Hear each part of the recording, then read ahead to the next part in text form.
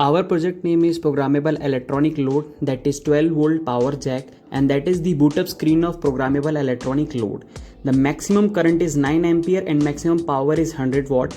It has three modes: constant current, constant power and constant resistance mode. In constant current mode, in which we set the current by rotary encoder by rotating it, it's shown on the display, and that is the device under test which is connected to the screw terminal of Programmable Electronic Load, and that is screw terminal, and the left side it is an fan for cooling system. By pressing the on load button, the current mode is activated and set current, voltage, power shown on display.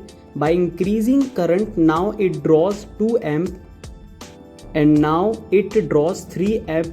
In constant power mode we set 10 watt and it maintains that power regardless of input voltage, and the left side is SMPS on which it acts as a constant load for testing. Now power is set to 20 watt and it's compensating the load according to the desired power. In constant resistance mode we set 4 ohms and it acts as a static resistor and it draws 1.73 amps and 9.57 voltages through SMPS, and according to Ohm's law, voltage equal to current into resistance. Our resistance is set to 3 ohm. A cursor is set to the 10th digit, and now by rotating encoder, 10 digit only changes. By holding the cursor button, it's set to the ones place. Now I can change the ones digit by rotating the encoder values. That is the load on and off button.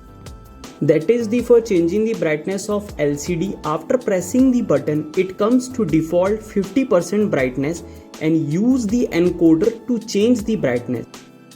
That ribbon cable outside our load, it is for programming by UART communication. A programmable electronic load is useful for testing, measuring, dummy loading and efficiency modeling, and it is very useful for industrial and electronics hobbyists.